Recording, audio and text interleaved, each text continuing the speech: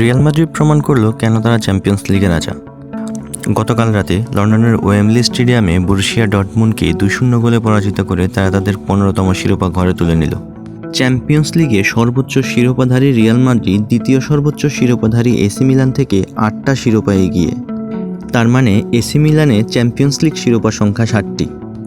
এই ছোট্ট পরিসংখ্যানটুকুই চ্যাম্পিয়ন্স লিগে রিয়াল মাদ্রিদের আধিপত্য প্রকাশ করার জন্য যথেষ্ট। লন্ডনের ওয়েম্বলি স্টেডিয়াম হালা মাদ্রিদ ধ্বনিতে মুখরিত। সারা বিশ্বব্যাপী ফুটবল প্রেমীরা চ্যাম্পিয়ন্স লিগের রাজাকে বরণ করে নিচ্ছে।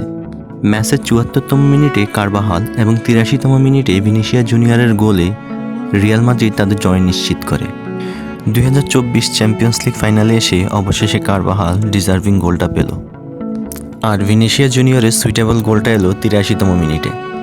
যে গোলটা এবার ব্যালন ডিওরের রেসে ভিনিসিয়া জুনিয়রকে অনেকটুকু এগিয়ে দিল।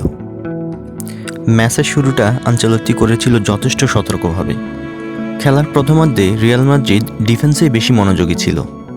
আনচেলত্তি জানতেন ফরওয়ার্ড লাইনআপে ভিনি রদ্রিগোরা সময়মতো দলকে গোল এনে দিবে।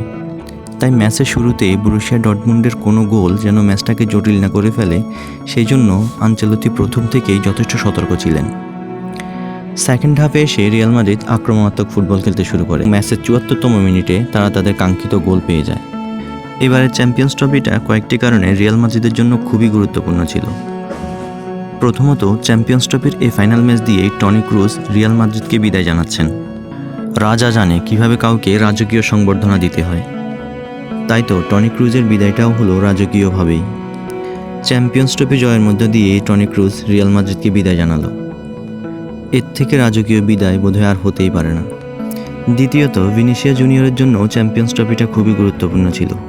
এই চ্যাম্পিয়ন্স ট্রফি জয়ের মধ্য দিয়ে ভিনিসিয়া জুনিয়র 2024 ব্যালন ডিওরের জন্য যোগ্যতম দাবিদার হিসেবে দাবি উত্থাপন করে রাখল।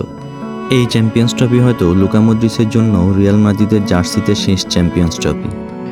সর্বোপরি এই চ্যাম্পিয়ন্স ট্রফিটা রিয়াল মাদ্রিদের জন্য শিরোপা পুনরুদ্ধারের মিশন ছিল। গতবার ম্যান সিটির কাছে তারা যে সাম্রাজ্য হারিয়েছিল, এবার চ্যাম্পিয়ন্স ট্রফি জয়ের মধ্য দিয়ে তারা তাদের সাম্রাজ্য আবার পুনঃপ্রতিষ্ঠা করল।